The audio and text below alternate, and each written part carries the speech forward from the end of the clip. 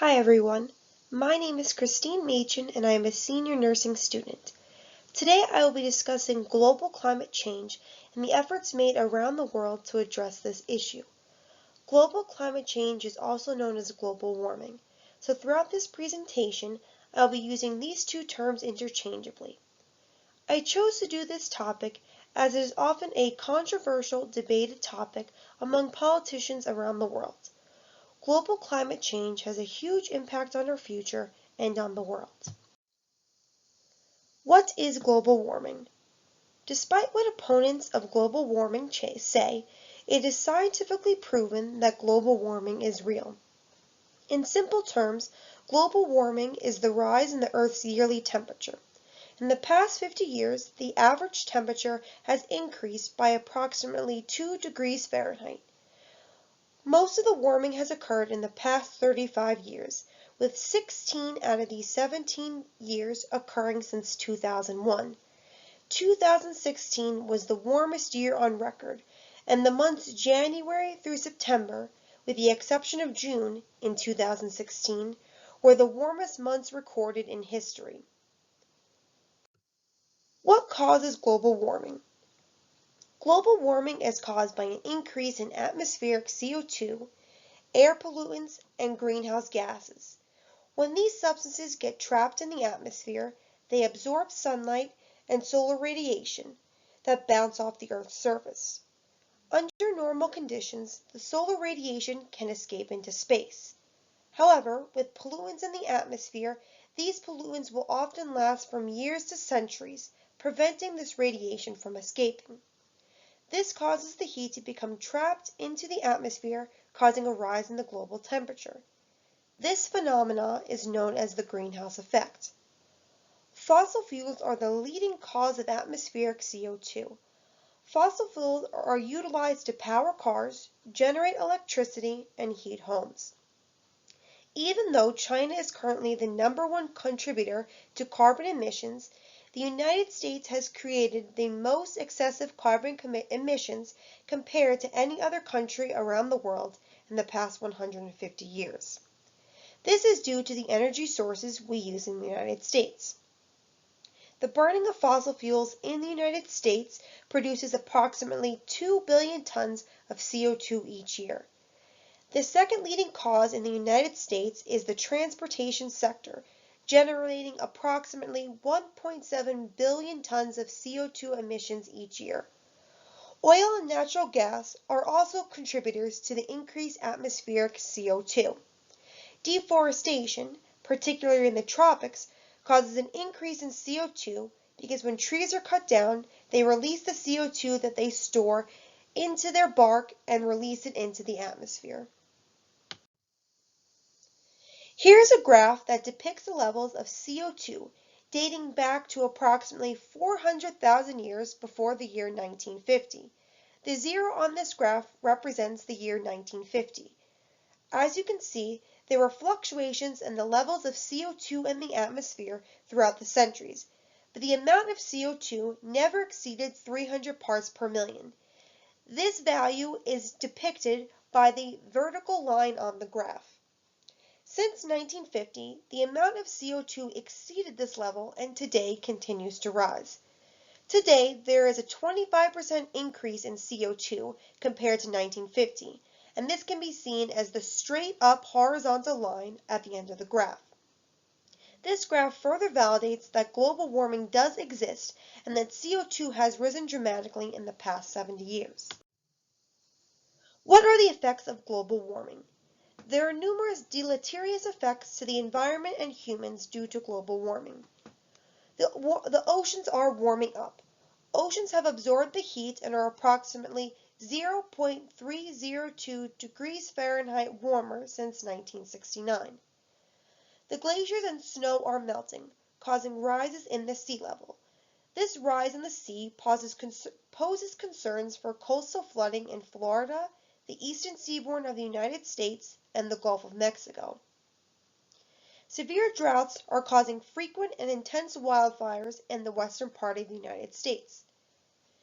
Dangerously warm heat waves are occurring more frequently, causing heat strokes, injury, and death. Allergies, asthma, and infectious disease outbreaks are more common due to an increased growth in pollen-producing ragweed, air pollution, and the spread of conditions favorable to pathogens and mosquitoes.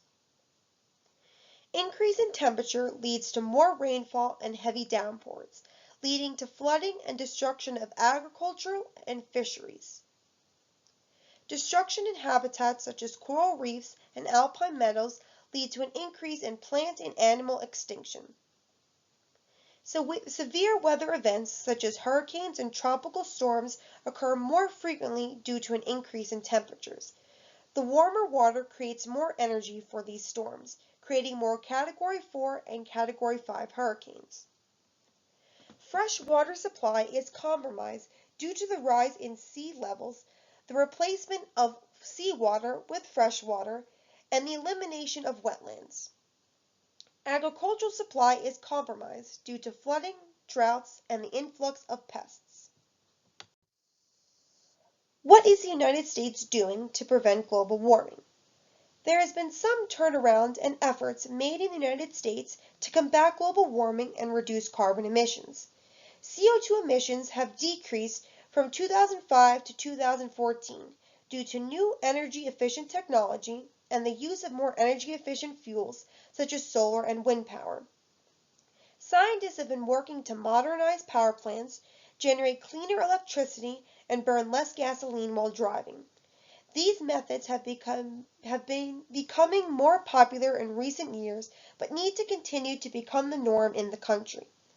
In 2015, the Environmental Protection Agency pledged to reduce carbon emissions by 1/3 in our power plants by 2030 through the Clean Power Plan.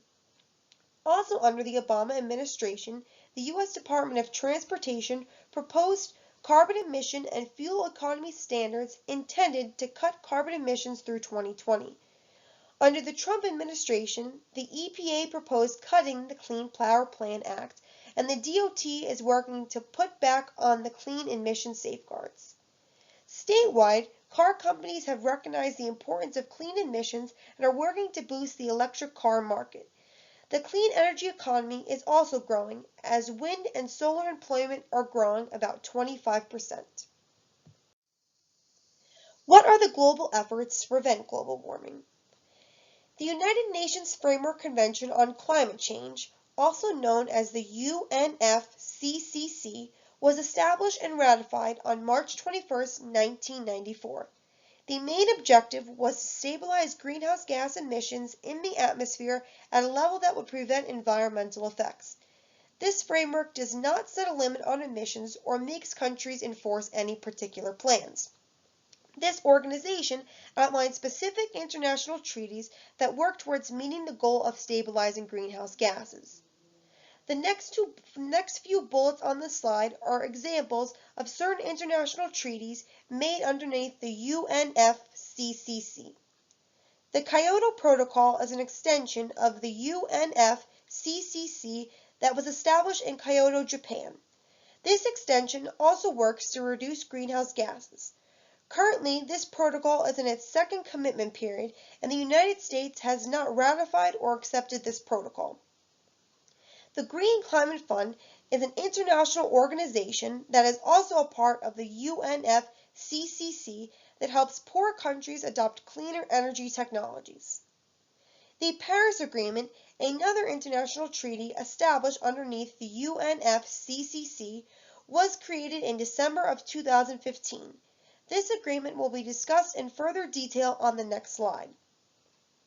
The World Meteorological Organization is a specialized intergovernmental agency within the United Nations. Currently, 191 countries are members, and the organization reports on the Earth's atmospheres, interaction with the oceans, weather, climate changes, and water distribution. In terms of climate, this organization monitors greenhouse gases, solar radiation, and atmospheric gases to determine the effect on the environment and on the human race.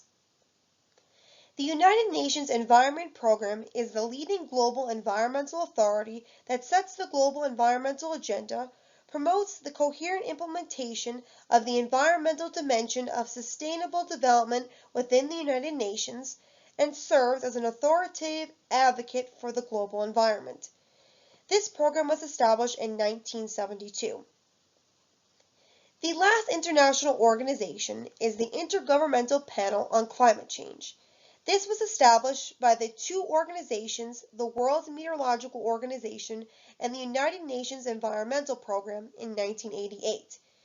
This organization provides the world with an objective, scientific view on climate change and its political and environmental impacts. The organization provides data through peer-reviewed articles and does not conduct its own research. The Paris Agreement. As I alluded to in the previous slide, we will discuss in further detail what the Paris Agreement is. At the United Nations Conference, 195 countries, including the United States, at the time of the agreement, agreed to the pollution-cutting provisions that would prevent the average global temperature of pre-industrial times from rising greater than 1.5 degrees Celsius. This goal was created because scientists state that there needs to be a reduction in the temperature of at least 2 degrees Celsius to prevent deleterious climate effects. To ensure this goal is met, certain provisions were included in this agreement. Developed countries would invest $100 billion each year to underdeveloped countries to aid these countries in replacing fossil fuels with more green energy sources. By 2020, each country has to present a long-term plan to the United Nations to determine how they will reduce carbon emissions in their country. Every 5 years after 2020, the plan each country made needs to be reevaluated and changed to ensure that the established goal of reducing the temperature at least 1.5 degrees is met. By 2050, the overall long-term goal is to remove all greenhouse gases put into the environment so that the net balance is zero. This can be accomplished, for example, by planting trees. Because this deal is voluntary, nations can withdraw commitment at any time. Recently, President Trump has withdrawn from this deal as he stated it puts the United States at an extreme disadvantage and undermines the economy. In February, he has stated that the United States may re-enter the Paris Agreement if the deal can be renegotiated to favor the United States. So what can you do as an individual to prevent climate change?